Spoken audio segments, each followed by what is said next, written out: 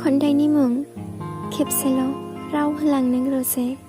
खन्थाइखौ लिरदों बिथां जोंसार बर'। डिस्ट्रिक्ट कार्बि आलं। दानिया फैदो बिथांनि खन्थाइखौ दान्दिसे खोनासंलांदिनि।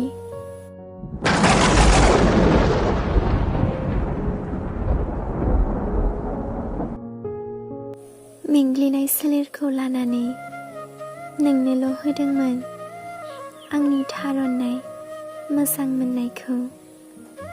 जोथोनै थिनानै दोननो रोङाखसै आंनि थार अननाय मोजां मोननायखौ।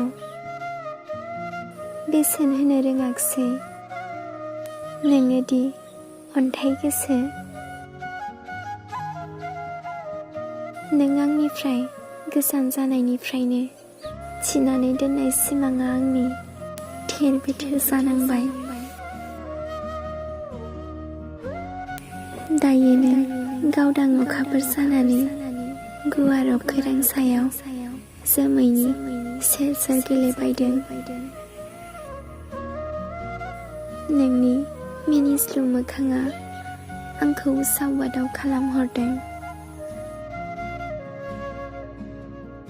थाद'नाय गैयाजासे आंहासो मेगनाव मोदै बोहैनांदों।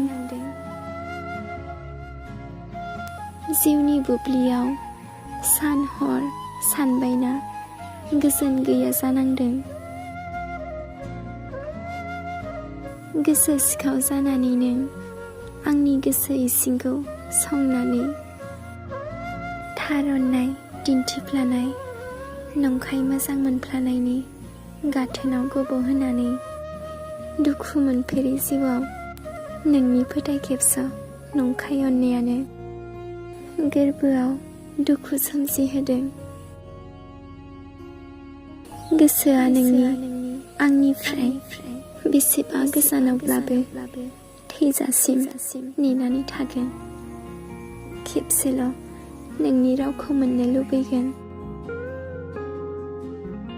बहाबा लोगो मोनोब्ला आंखौ बै लामायाव अननानै खेबसेल' राव होलांनों रजे। खन्थाइया एसेनोसै। गोजोन्थों।